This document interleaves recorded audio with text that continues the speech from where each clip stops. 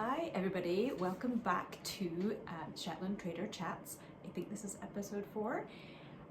We are having a lovely snowy New England weather event today, and it's cold, and we're still dealing with that in this part of the house. As I mentioned in my last episode, actually we had a burst pipe since I last recorded down here. The old baseboard heaters, we don't use those, and we came down one morning to water gushing out in the coldest corner of the house down here, so we had to deal with that, which kind of prompted this whole furniture rearrangement for me in this space down here. So you may notice it's a little bit different behind me.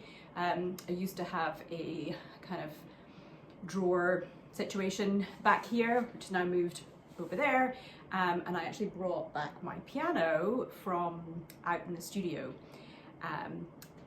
Fun fact, when I left high school, I went to music college in London. I was training to be a classical singer, and I played the piano a little bit, not great, but I do like having it just for tinkering around, and found that with it being out in the studio, I wasn't really doing that very often. So it's nice to have it back in this space. I haven't played it yet, but it's there for me to look at, so that maybe I will get around to doing that. I want to talk just quickly about the fact that this YouTube space feels like a really great environment. I'm really enjoying it so much. I'm discovering other people's podcasts, which has been really fun, and several podcasts that I have watched have recommended my channel, so thank you very much to those who have. The Woolly Thistle mentioned it in their shopcast. Another designer, Anna, a Swedish designer, she mentioned it in hers. And Needles at the Ready, I think it's called. I saw them at Vogue Knitting, and then I saw them again at the New England Fibre Festival. I believe they mentioned it as well, and then also Sarah from Fibre Trek. So I will link all of their podcasts into this episode. They're all super enjoyable. And yeah, it's just proving to be a really lovely community, and just good engagement with everybody. Just feels very different from Instagram and some of those other social media sites at the moment. So just wanted to mention that I'm thoroughly enjoying this, so thanks for watching. And just a reminder to subscribe, that helps to get the word out there to even more people to join us. So I went to the New England Fibre Festival this past weekend, and I was in Tammy's booth at Wing and a Prayer Farm. We had all the Jameson's yarn there. It was great. It was in this really lovely, interesting building called the Cyclorama, which I think was maybe an old armory, but it's beautiful brick and just really nice natural light, and it was a really great event. So congratulations to Tammy on organizing that, pulling it all together, tons of great vendors. Speaking of, I got a couple of mugs from this vendor, Golden Earth Designs, Sarah, and she had been advertising that she was going to be bringing these mugs and other ones to the event, so I was really anxious to stop by there and make sure that I got one, and I actually got two. Got one for a friend who thought she wasn't going to make it, and then she ended up being there, so she got her own mug, so I got to keep 2. I also got these very cute earrings from Sarah as well. I believe she's going to have an update on her website with some of these newer designs on there, so if you're interested, you should check that out and sign up for her newsletter. And yeah, so those were my purchases from that event, and yeah, it was a lot of fun. And okay, so back to Shetland Trader Book 3. I said I would return to that because there's so much content to talk about there, can't fit it all into one episode. There's probably going to be another episode, I'm thinking. I thought I would maybe just talk about 3 of the designs from that book in this episode. So last week I showed you Vair oops, which is this sweater. This is one of the original versions that I got, and I thought I would mention Vair is a word in Shetland that means a great beauty, and that's certainly what I thought when I first saw these designs in person, just like how beautiful they were. And generally speaking, when I name patterns, my designs, my patterns, especially if there's a Shetland connection and focus, then I like to try and find a Shetland word or place name. And most place names in Shetland are Norse derived, and in fact the dialect is very different in Shetland compared to the rest of Scotland. So it's a mixture of Old Norse or Norn language and Scots. The Vikings, you know, had a presence for like 600 years in Shetland, so the Scandinavian influence is really strong in Shetland. In fact, right now they just had their main sort of Viking related fire festival event called Apelia. So the main one that happens is in Lerwick, the main town in Shetland, and then other communities have their version of it. So they will build a replica of a Viking longship, and people get dressed up and march with flaming torches. They set the longship on fire. I have not been in Shetland for an Apelia for many, many years, so I need to get back there during the winter. So it's always the same weekend in January. And yeah, so just want to mention that about the Scandinavian influence and the connections that Shetland has. Those continue in multiple ways to influence Shetland, and yeah, it's really quite different from mainland Scotland, which is primarily where I grew up, was in mainland Scotland. So just little bits of information for you. So back to Vair. So as I said last episode, when my mum had this business, her business was all made to order. So people got brochures, they picked things out, and my mum employed local knitters to make up the garments. So she didn't knit any of these herself. She designed them, but there was definitely a very collaborative process with the knitters. They would have brought in their own sense of like color blending, highly skilled knitters, and kind of taking my mum's concepts and ideas and making them even better.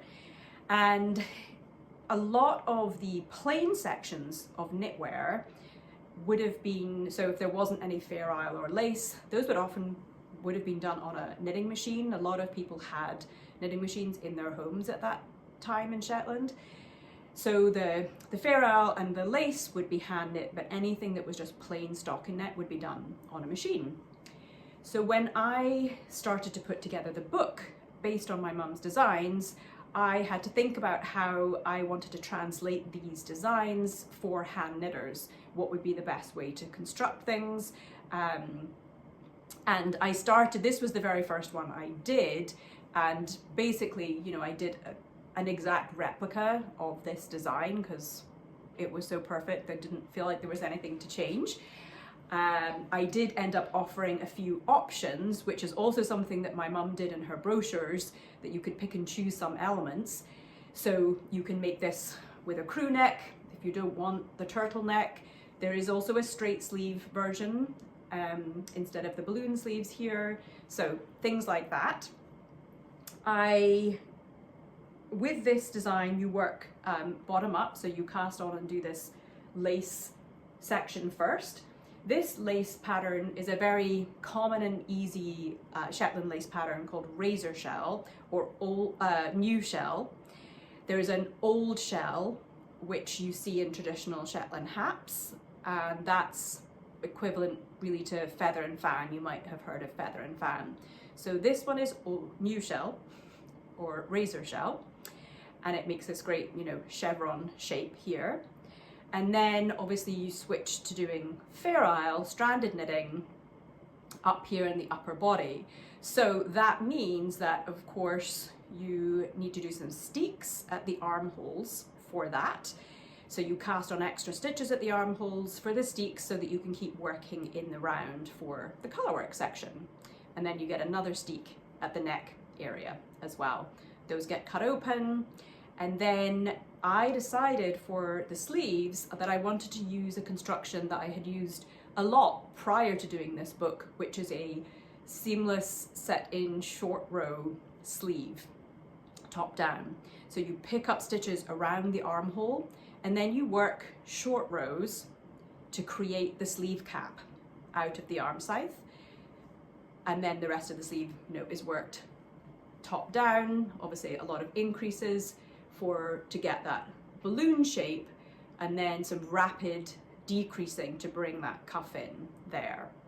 So that's kind of a quick overview of the construction for Vair. Somebody had asked after the last episode if I would share what colours I might suggest for this particular palette out of the Jamieson's yarn, and so I did that, and I have the shades here. So this brown, it's, you know, I almost want to call it Murret, but it's a lot darker than Murret, and really the closest match I think from the Jamieson's is this shade called Espresso. So it is this really sort of warm, dark brown for the main color there. And then other shades, I picked out Heron for the gray that's in here. You could potentially use some other grays there, but Heron seemed like a good match. Cocoa for sure for this part in here. And then Ginger for the red. I couldn't get a very, very close match on the more mustardy yellow here. This mustard, which Jamieson's do, is a little bit brighter, but I think it works well in this palette. And then there is some Murret as well, just regular Murret, and Cashew for that lighter color. So I will list all of those in the show notes as well, in case anybody's interested in ordering yarn to do this. I would like to do a knit along for Vair. I think I mentioned in the last episode that I had already been thinking about knitting another Vair for myself, and I would still like to do that. I'd like to do that this year. So I'm thinking that maybe next episode in 2 weeks' time would be the cast on date for the knit along. It's going to be very casual because I have so much going on. It needs to be a casual situation, but if anybody wants to join me for a Vair knit along, then I would love that, and I will let you know some hashtags, things like that to share if you want to share on social media, share on Instagram and stuff like that. So I have to think about what colors I am going to use. I kind of also now feel like I want to do something in this palette. I might bring in a few other bright pops of color, I think, in this. So I'll let that percolate a little bit and then share that with you all next time. So that's Vair. The other design I was going to talk about from the book is a smock called Soorik, which I called Soorik. None of the designs that my mum did had names. They were, you know, just items described in the brochure. But I gave this smock the name Soorik, and I'll put up some pictures here as well so you can see what the original version looked like. But this is kind of the top part of it, and then there are pockets lower down. This version here is a longer version, so I did two for the book. I did one that was again more of an exact replica of the original, which was a shorter version, something you would wear over trousers. And then I wanted a longer version that could be worn a bit more like a dress. So that's what this version is. And again, I had never seen this in person And then a few years ago, again I think it was prior to doing the book, I saw a version of this in an exhibition in Shetland. I think it was an exhibition on Walsa, one of the islands, that was sort of Fair Isle knitwear through the decades or something like that. And somebody, again, who had purchased one of these items from my mum in the 70s had kept this, and then she loaned it to the Walsa knitting group for this exhibition, which was held during Wool Week sometime.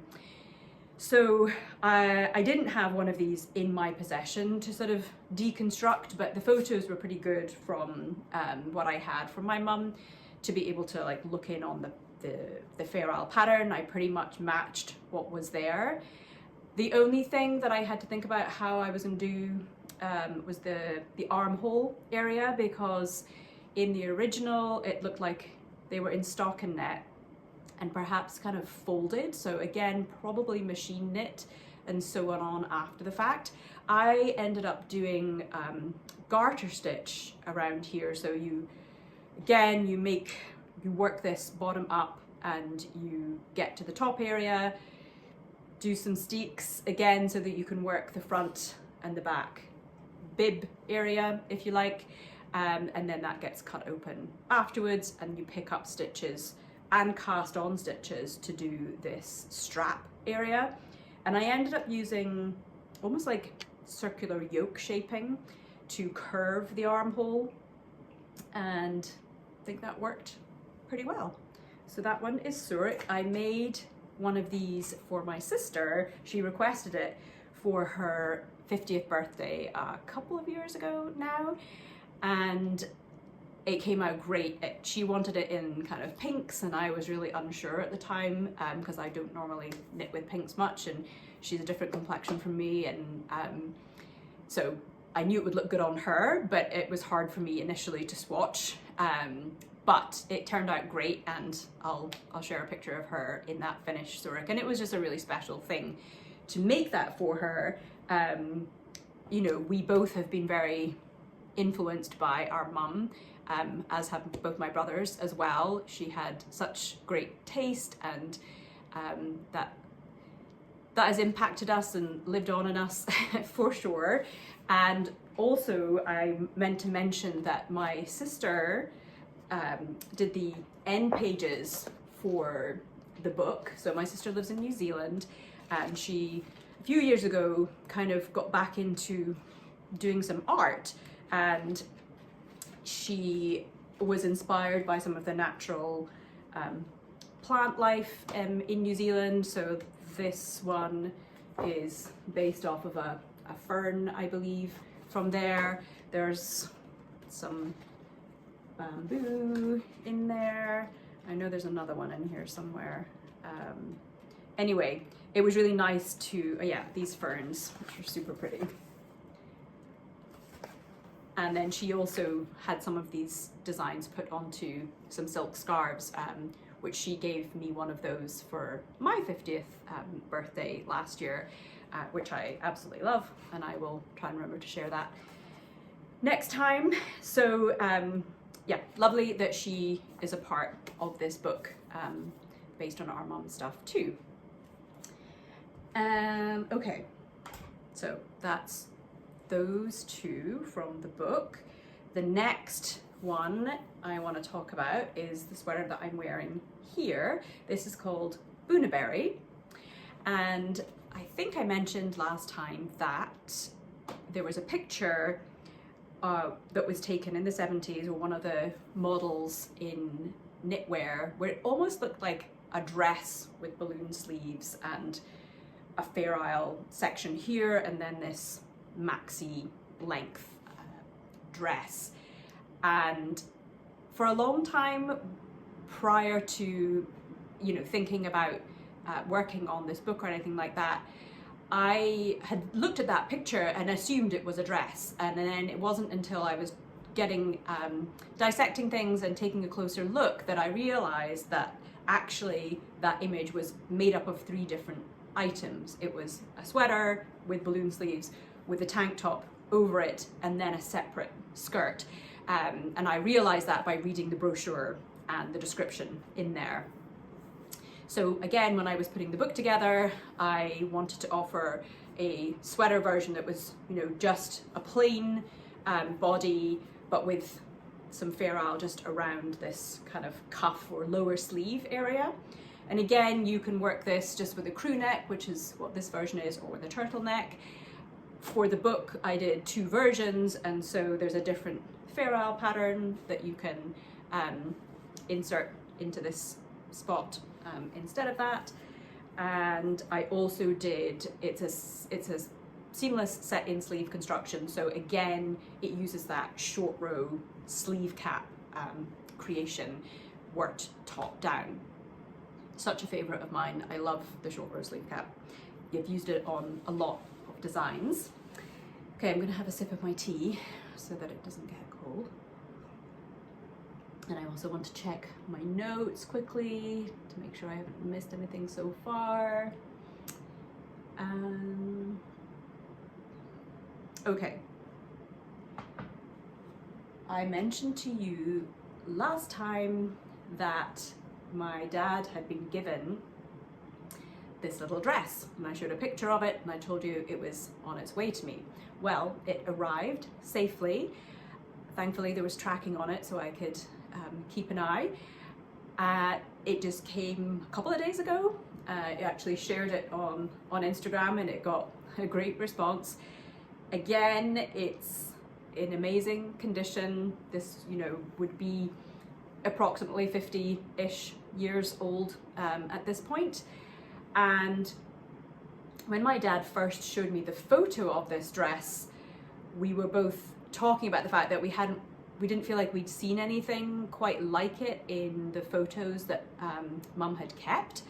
But then we remembered that there is a photo of my sister and my brother, but my sister wearing a skirt portion that looked similar to this. So it was like a skirt with slightly different Vair KAL on the bottom half, but with this like cute little drawstring to it. And it didn't look like in the photo that the pieces were joined together. Also, the top half of that photo is just a plain ribbed long sleeved top, so I can't tell if it was part of the same piece or if it's 2 separate pieces. But in any event, it didn't have little Vair KAL sleeve caps on it.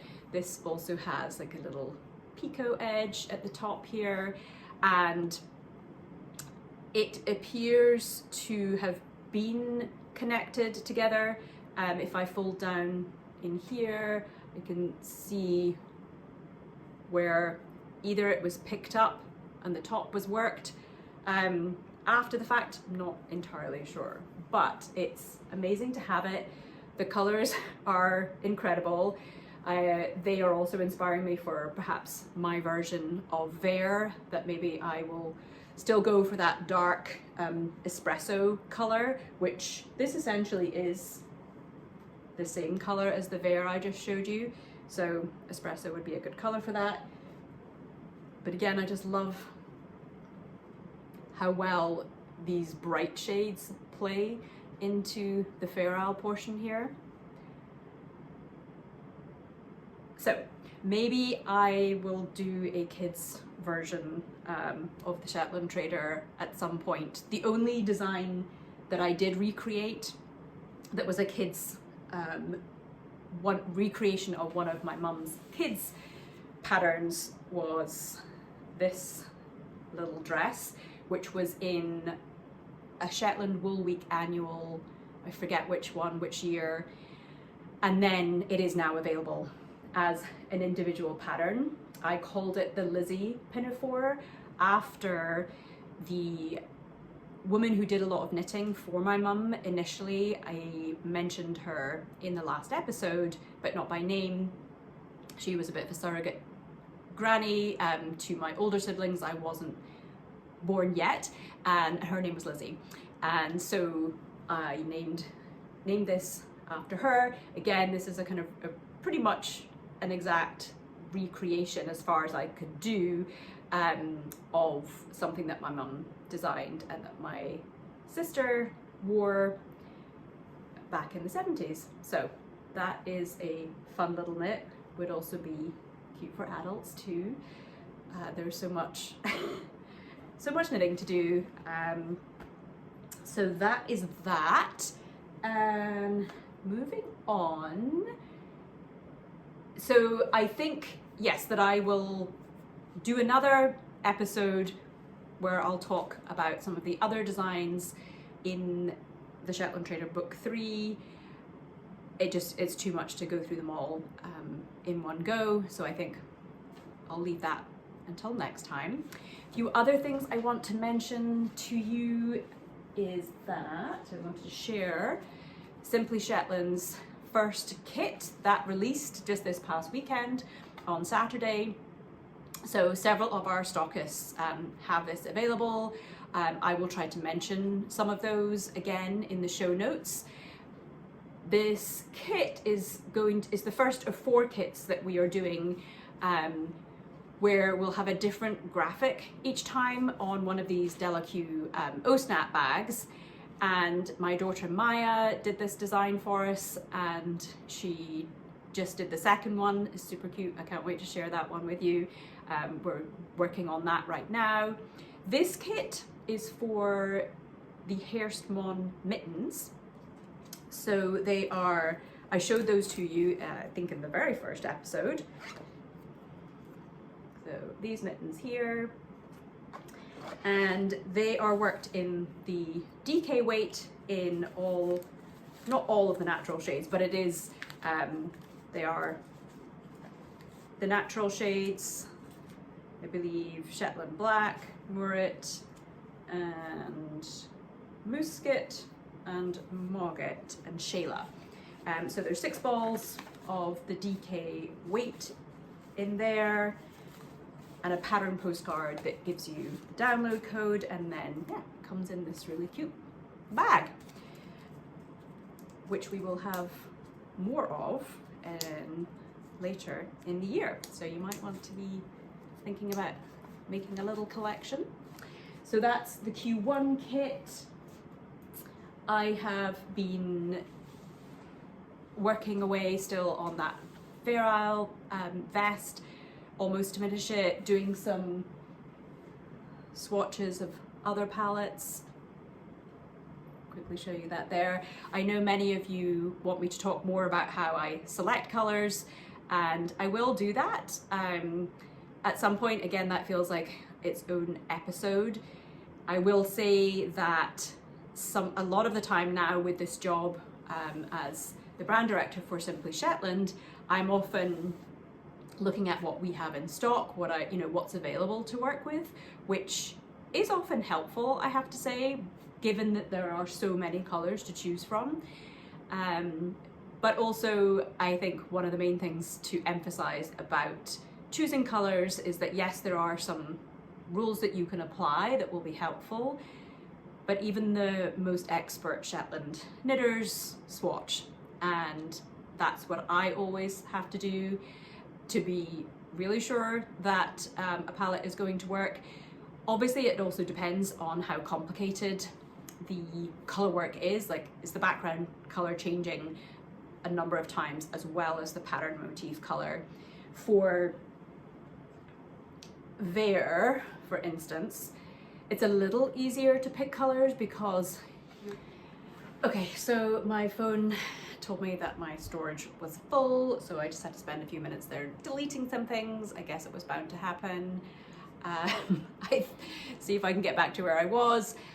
I was talking about picking colors and how, depending on how complicated the color work is, makes it, more or less difficult to pick your colors. And in this case, because the background color is mostly staying the same, then picking the colors for the motifs is a little easier because you're just comparing them to one background color, making sure there's enough contrast there. Anyway, whole other episode needs to happen on picking colors and tips and tricks for that. So I will do that, I promise. What else do I want to mention before I sign off here?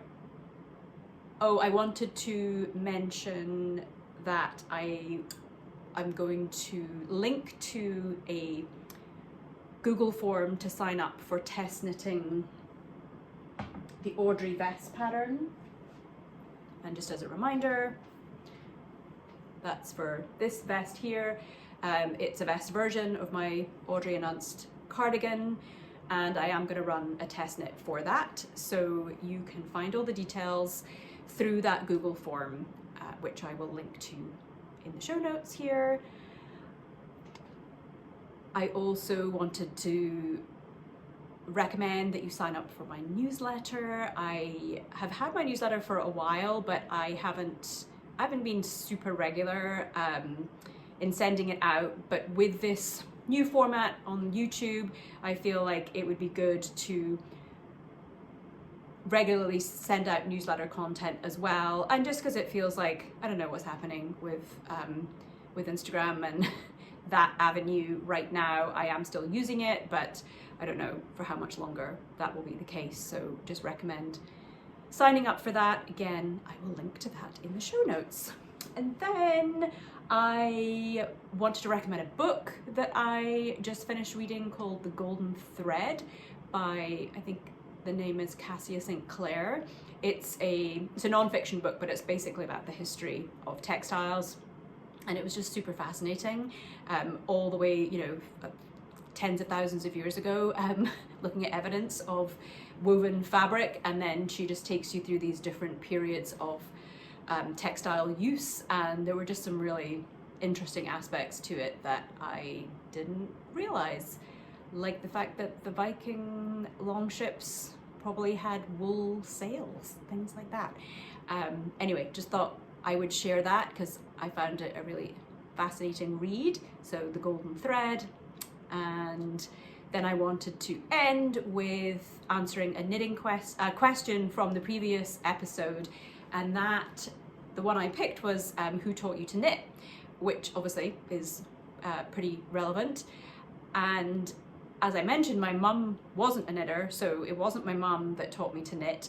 I learned to knit when we were living on a different island on the west coast of Scotland. So when I was about the age of 8, we moved to an island called the Isle of Rum, which is in the Inner Hebrides, so it's beside the Isle of Skye. And it was, still is partly, but it was a nature reserve, and my dad got a job being the warden of the island. So we moved there, and you know, not very many people lived there. There was a school though for primary aged kids. My older brother was already secondary school age at that time, so he actually boarded on the Isle of Skye and did all of his secondary there. And we had a school teacher. I think when we first arrived there, there were 6 of us at the school, but at one point it was just me and my younger brother. And it was a teacher there who taught me to knit. I remember making some kind of a vest in, I'm pretty sure, in like this very pastel green color. And then I didn't do it for years and years and years and years, basically until I moved to Massachusetts like 25-ish years ago. And yeah, so, well, maybe 20 years ago, I guess, is when I picked up the needles again.